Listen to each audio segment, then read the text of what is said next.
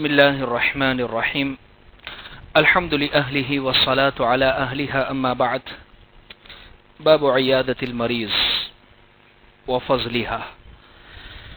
عزیز بزرگوں، میت کے احکام بیان ہوئے ہیں. اس موقع سے میں نے مناسب سمجھا کہ ابتدا میں ذکر کیا تھا کہ عیادت کے متعلق بھی چند باتیں ہمارے سامنے آ جاوے کہ میت کی عیادت کرنا فضیلت تو ہم نے سنی ہے، لیکن اس کے آداب کیا ہے، یعنی کسی بیمار کے پاس جاویں تو کیا کرے، جانے کے بعد کس طریقے سے شریعت نے کیا تعلیم دی ہے، ایسے موقع پر اسے کیسے بات کرے، یا اسی طریقے سے اس کے لیے کیا چیز لے کر جاویں، یا اسی طریقے سے کون سی چیز سے اس کو تکلیف ہو تو وہ اس کے سامنے ذکر نہ کرے. شریعت نے اس کے چند آداب رکھے ہیں. فضیلت عیادت کرنے کی بہت زیادہ ہے. حدیث پاک میں آتا ہے کہ عیادت کرنے والا جو شخص ہوتا ہے وہ جنت میں اللہ تبارک و تعالی اس کو میوے کھلائیں گے. یعنی کسی بیمار کی عیادت کے لیے پہنچا اور کوئی غرض نہیں ہے بھئی میرا رشتہ دار اس لیے منہ دکھانے جانا ہی پڑے گا، نہیں گئے تو دوسرے، نہیں، کوئی غرض نہیں، بس ایک محبت ایک مسلمان کی، مسلمان ہی ضرور نہیں، کوئی بھی ہو اس میں، چاہے غیر مسلم ہی کیوں نہ ہو. اللہ کے نبی صلی اللہ علیہ وسلم ایک یہودی کی عیادت کے لیے گئے، ایک یہودی بچہ جو آپ کے پاس آیا کرتا تھا اس کی عیادت کے لیے گئے. تو اس کی بڑی فضیلت ہے. حدیث قدسی میں ہے، اللہ تبارک و تعالی فرماتے ہیں کہ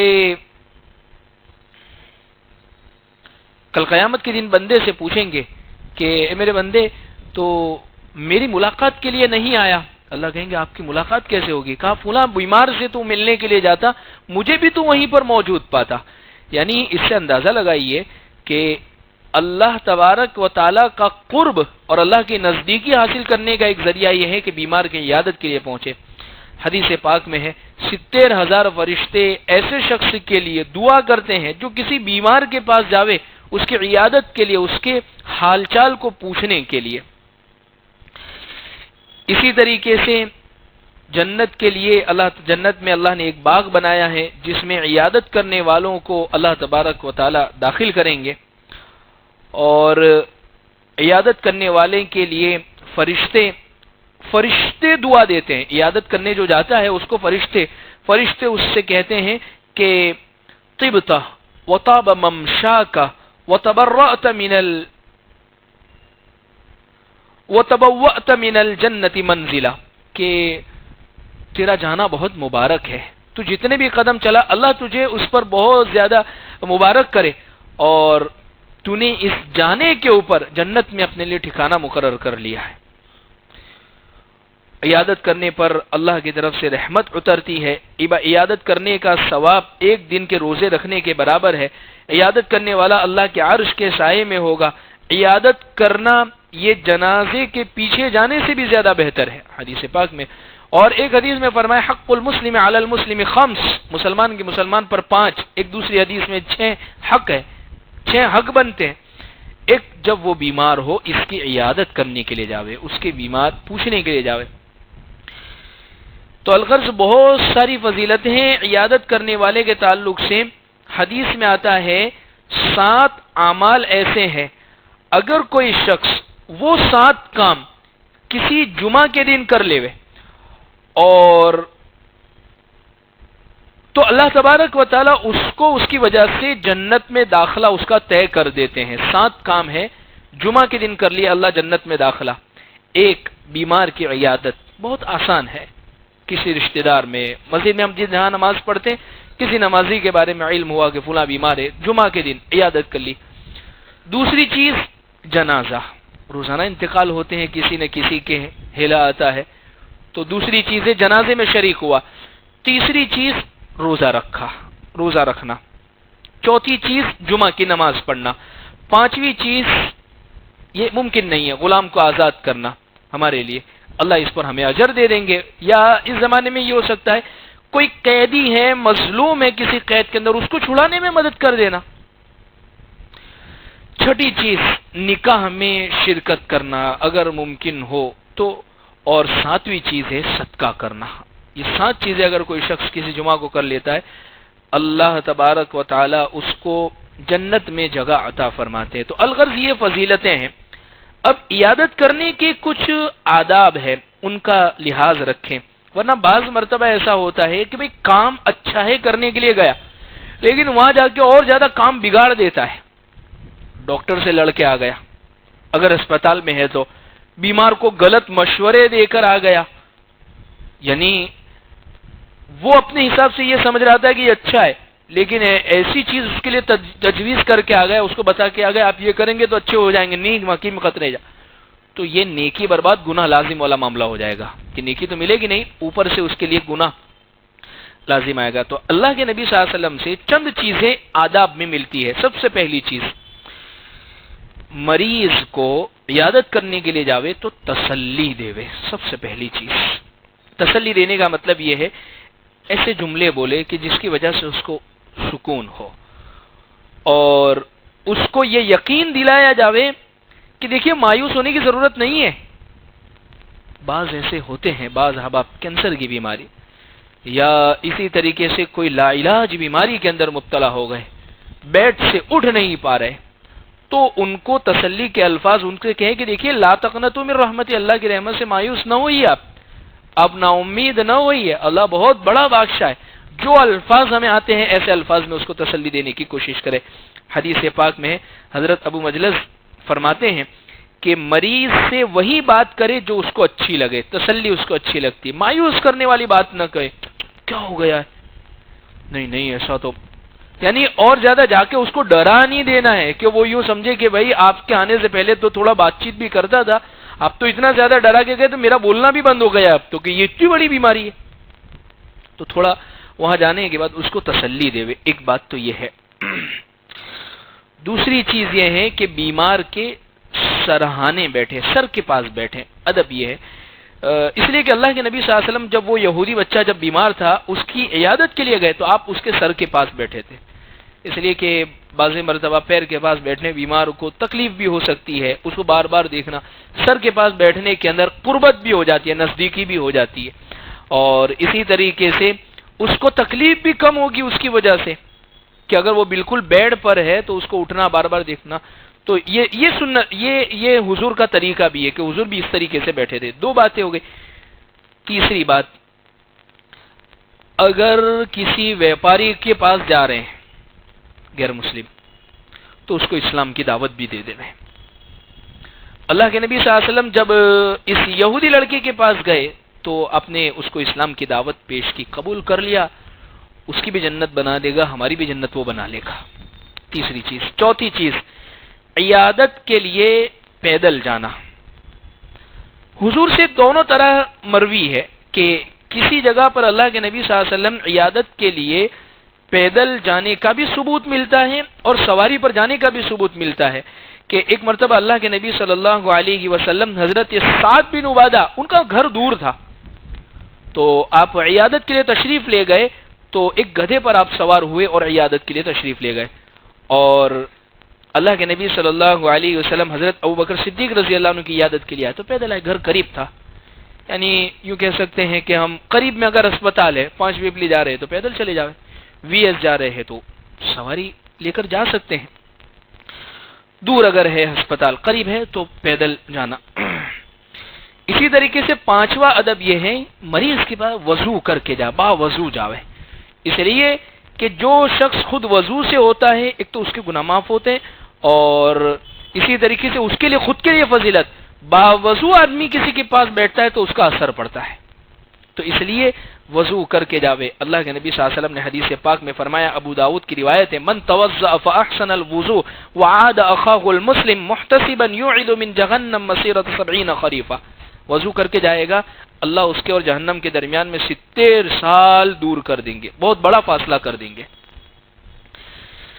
چھٹا ادب، مریض کے پاس کم بیٹھنا اور جلدی سے اٹھ جانا۔ بعض مرتبہ اس کی وجہ سے مریض کو بڑی تکلیف ہوتی ہے، بعض بیٹھ جاتے ہیں، ایسا بیٹھ جاتے ہیں کہ اٹھنے کا نام نہیں لیتے ہیں، تو نہیں، بہت زیادہ بیٹھنا نہیں ہے، سنت یہ ہے کہ مریض کے پاس کم بیٹھے، تھوڑی دیر کے لیے، اتنی دیر کے لیے بیٹھے جس میں 2-4 تسلی کے بول اور حدیث میں جو الفاظ ملتے ہیں لا بأس طہور انشاء اللہ، اللہم اشف انت الشافی لا شفاء الا منک، اس قسم کے جو الفاظ ہیں کہ اللہ آپ انہیں شفا دے دیجئے اور کوئی حرج نہیں انشاءاللہ اللہ آپ کو بہت اچھا کر دیں گے، تو ایسے الفاظ چند بول دیے اور تھوڑی دیر کے لیے آپ بیٹھ گئے. کتنا ملتا ہے حدیث میں کہ تھوڑی دیر اور زیادہ دیر کی مقدار کیا ہے؟ حدیث میں جیسے اس زمانے میں تو گھڑی نہیں تھی کہ بتا دیا جائے 15 منٹ بیٹھے یا 5 منٹ بیٹھے یا 20 منٹ بیٹھے. حضور نے فرمایا کہ اتنا بیٹھے جتنی دیر میں 2 مرتبہ اونٹنی کا دودھ دوہ لیا جاتا ہے، جتنی مرتبہ میں 2 اونٹنیوں کا دودھ دو لیا جائے اتنی مقدار. تو اس کا اندازہ 10 منٹ سے لگا سکتے ہیں آپ.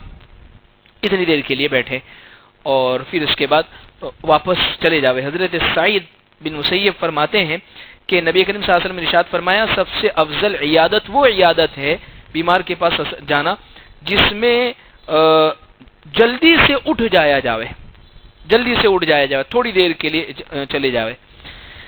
7واں ادب مریض کے پاس شور شرابے سے گریز کرے. مریض کے پاس جاوے تو خاموش ہے، اس کی وجہ سے مریض کو تکلیف ہوتی ہے. اس لیے آپ دیکھیں بعض ہسپتال ایسے ہیں کہ آپ مریض کو ہمارے حوالے کر دیجئے اور ہم اس کو ٹھیک کر کے آپ کو پہنچا دیں گے، یا ایک آدمی کو آپ اپنے لیے ٹھیک کرتے ہیں.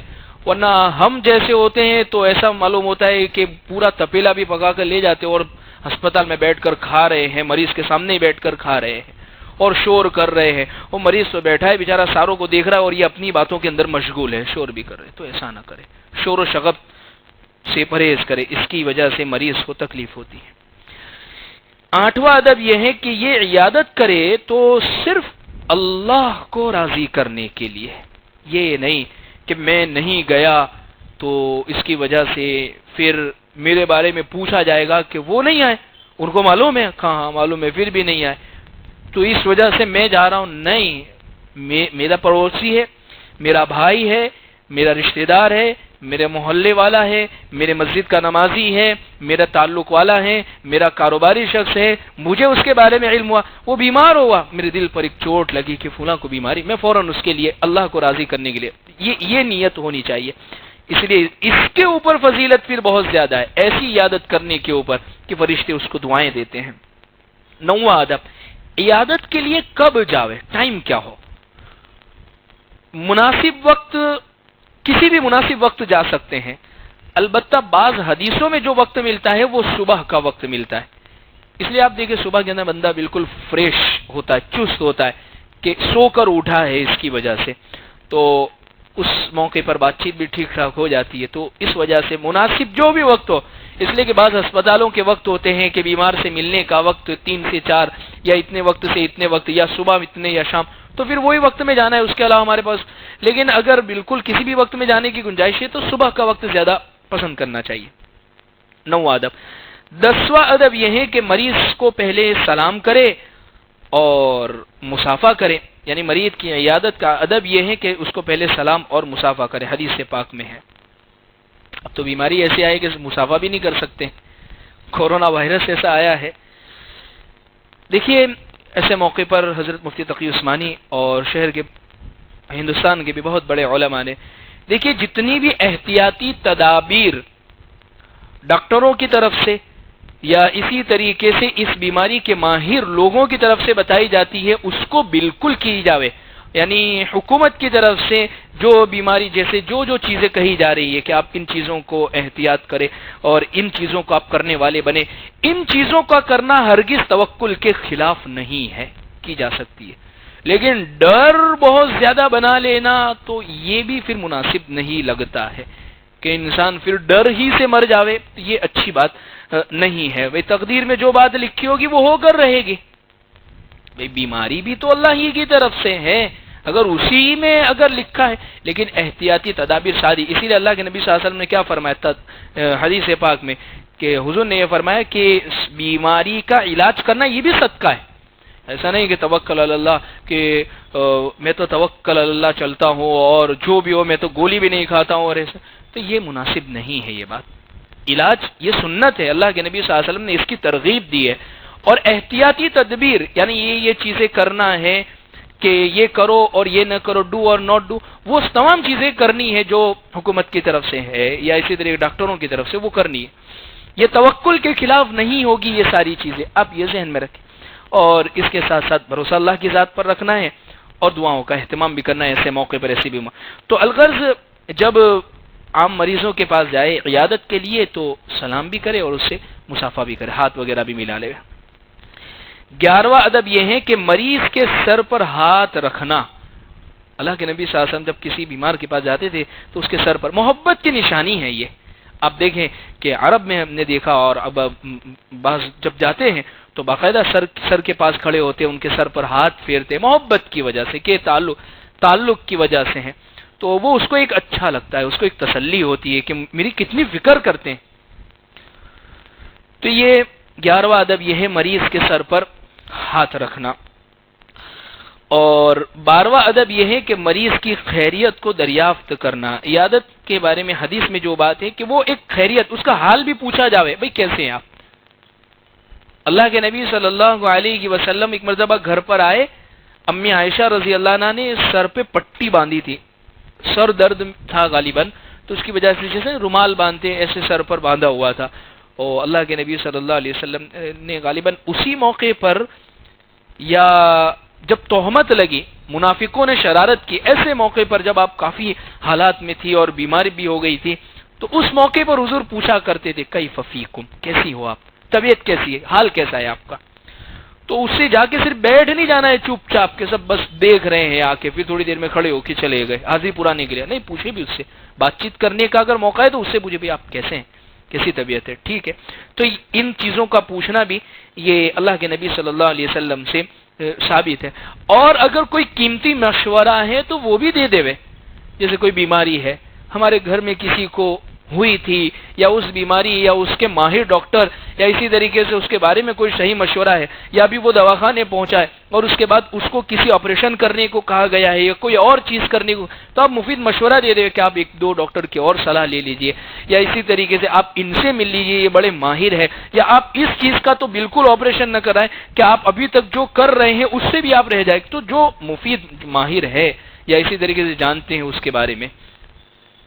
تو 12ویں چیز ہے مریض کی خیریت دریافت کرے۔ 13ویں چیز عیادت ایک مرتبہ کرنی چاہیے، بار بار نہیں کرنی چاہیے، ایک مرتبہ کرنی چاہیے، یا اسی طریقے سے اگر لمبی بیماری چل رہی ہے تو وقفے سے بھی جا سکتے ہیں، لیکن ایک مرتبہ بیماری کرنی چاہیے۔ اسی طریقے سے 14واں ادب یہ عیادت کرنے میں تاخیر نہ کرنا،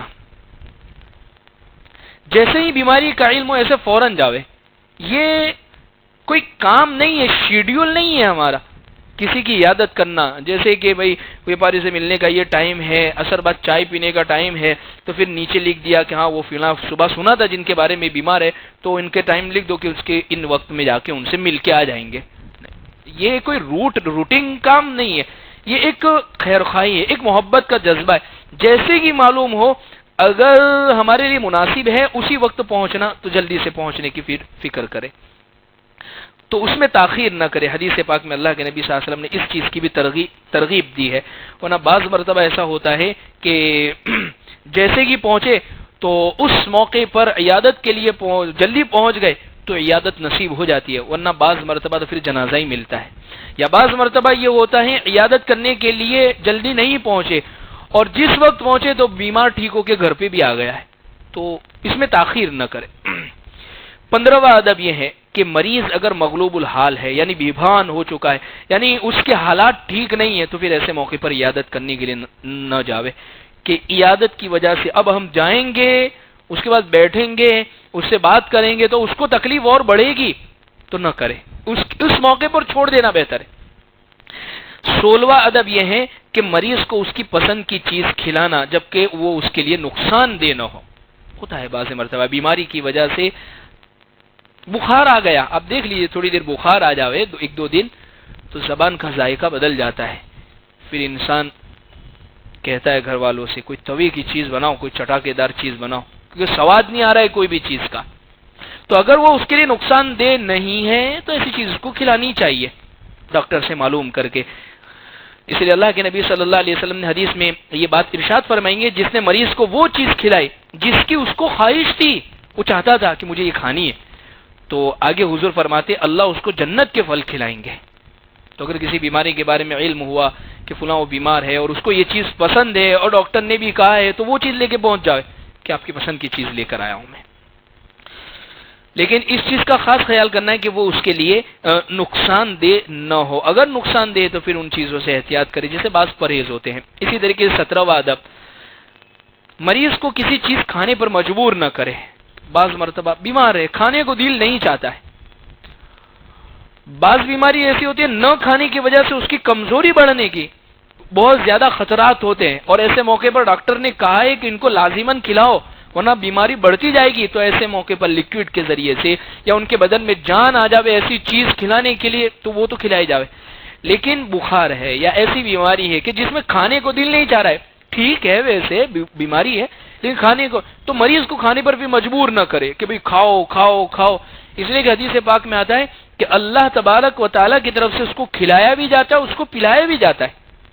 بیماری میں بھوک بھی نہیں لگتی عام طور پر، تھوڑی بہت چیز پر ہو جاتا ہے، تو یہ اللہ کی طرف سے اس بیمار کو کھلایا پلایا جاتا ہے، تو اس کو کسی چیز کھانے پر مجبور نہ کرے. 18واں ادب، مریض کے پاس بیٹھ کر کوئی چیز کھائے نہیں. تو یہ وہ میں نے ذکر کیا کہ ہسپتال میں لے کر پہنچ گئے ہیں، تپیلے کے تپیلے بیٹھ کے اس کے پاس بھی کھا رہے ہیں.